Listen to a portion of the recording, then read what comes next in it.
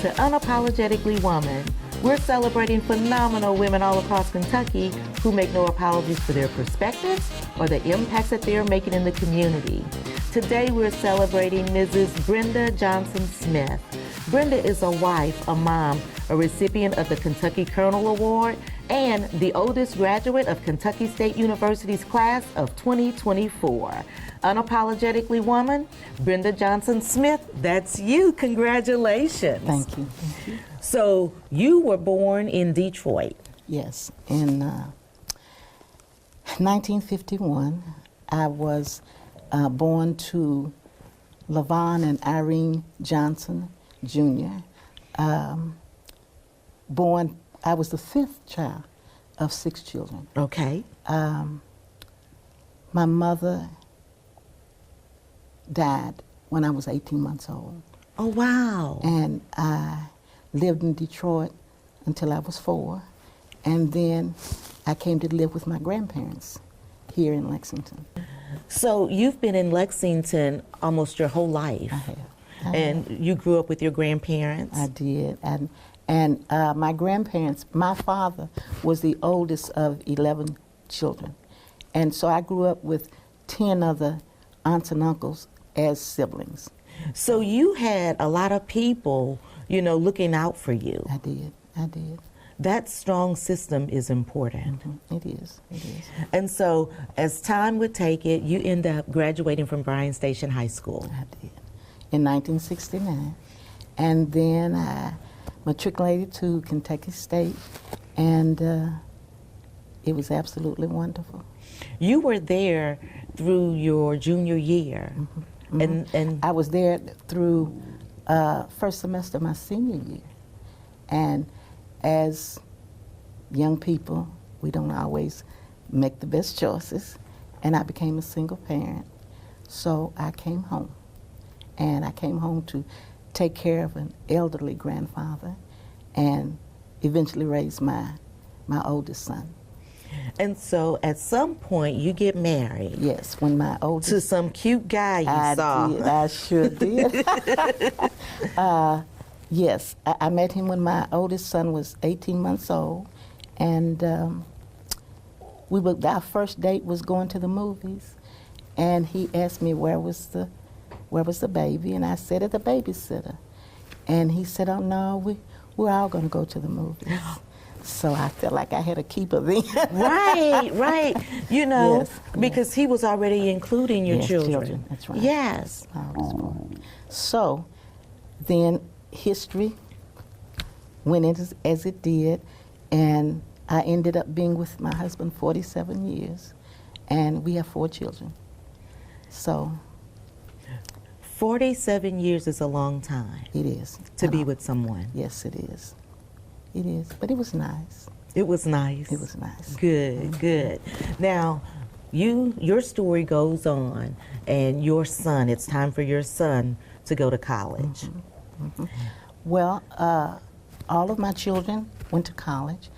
My oldest boy graduated from the University of Kentucky. My other 3 all went to Kentucky State, and I think they love it just as much as I did. Well, and you had a lot of people around you that had graduated from an HBCU, Correct. and you wanted that for yourself too. Correct, and I came from a pedigree of graduates. All of my aunts and uncles, graduated from HBCU. So it was just my grandparents, my grandfather, my grandmother. So it was just a given that that's what you did. That's what you were going to do. And so while life may have interrupted your journey at that point, you decided you were going back. Well, I decided I was going back with the insistence of my children. I wanted to go back at different intervals in my life, but I didn't. And my husband's been gone 2 years, and they suggested that I go back, and I thought, well, okay. And I did, and I was excited when I designed my robe I was excited when I put my robe on. And I just kept thinking, if my husband were here, oh, he'd be really excited. He'd be excited. He'd be so proud for yes, you. Yes. My husband was 86 when he passed, so he would have been really excited. But the friends, the relationships that I made at Kentucky State, I still have. My girlfriends call me. I went to every homecoming, my husband and I. Cried every Sunday when it was time to go home. So Bryan Station was wonderful to me. Kentucky State was better to me. Miss Brenda, when you were at K-State, what was your degree in? English. Dr. Leonard Slade was my professor in summer school. I went to summer school before I became a freshman, and I did real well that summer. And I was going to go into journalism, and he told me, he said, Miss Brenda, I think we ought to switch and go to English because you do real well, you know. Going to an HBCU school was kind of a given. My grandparents graduated from Hampton in Virginia. My father graduated from Hampton. Most of my aunts and uncles, you know, went to HBCUs. So to come from a family of 11 in that day and time and to send them to school, it makes a difference. It's not, it was never a choice that you didn't go. You were going, you know. And when I called one of my uncles who recently passed and told him I had gone back, and he said, well, Miss Breen, we knew eventually that you would because you were supposed to. So I think that people don't give Kentucky State its due. It changed my life. And for me to have the relationships that I had then as a freshman and to still have them at 73, that says a lot, an awful lot. That says a lot about the experience. Correct. And, right. you know, was it, because we've talked here, and it's only been for a few minutes, but when you talk about your experience at Kentucky State University, your eyes light up, you see the smile, the happiness, you know, that you have. Was there anything in particular about the environment or the... I think that, and I know this is a young adage that they say now, I think the professors saw us. They saw us for the things they felt like we could do, and we did.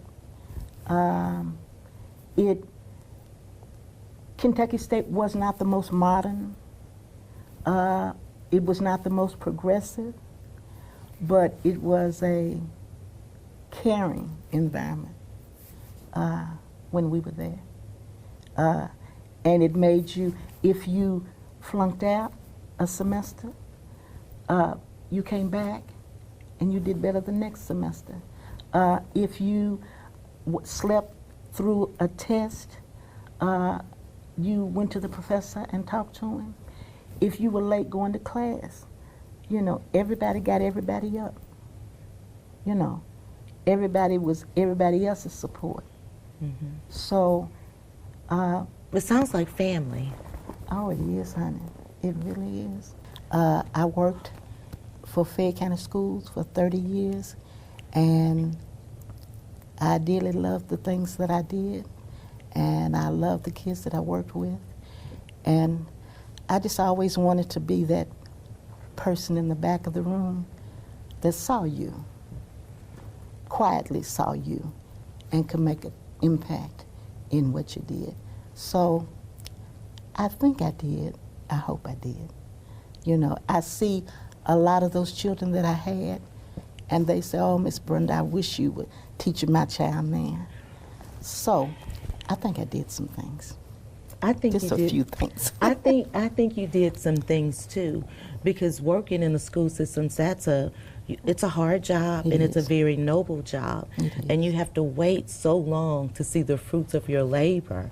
It's not something that's so instant, That's right. you know, That's right. and to be able to influence children and be that person that's validating them and seeing them. Correct. Correct. That's so important. Wow. I loved it. You sound like you absolutely loved it. I did. I And really so you were at a point in your life, you're the oldest graduate of Kentucky State University, and that does us all proud. And that's something you didn't have to do at this point in your life. No, I didn't. But you know, it was exhilarating standing in line with those cute girls and those attractive young men. And it was just, my stomach churned. Because, I had girlfriends that called me and they said, Brenda, you had a good time at your graduation, better time than we did. And I said, I think I did. I was on TV. Yes, you were getting all kind of publicity. Yes, my daughter, I had a wonderful party for me. I've had people walk up to me in the grocery store and say, aren't you that lady that was on TV? And I said, yeah, I think I was. That might have been me, superstar. That was me. That was me. But Still being humble. well, I don't know. I just think that I like to be that person in the back of the room that quietly sees what you do and what you can do. And you know what, while you like to take a look at what other people are doing and see what other people are doing, people have the opportunity now to look at you, even from afar, from a distance, and see what you've done, that it might even inspire them to do something that they want to do. Yes, that's what they say. That's what they said to me. A lot of older women have said that to me.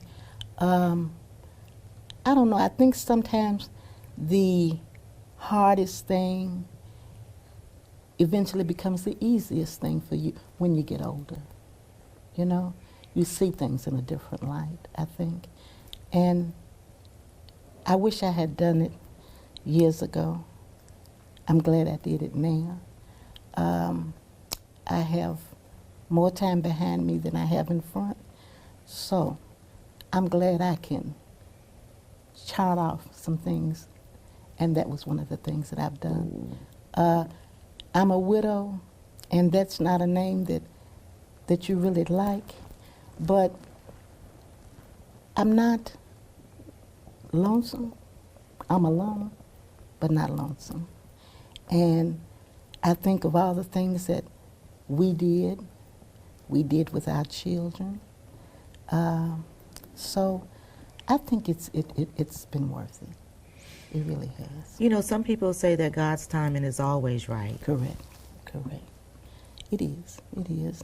I used to always want to work in government. I think I explain things well. And I used to always want to work with the elderly in district court to explain to them what they need to bring to court.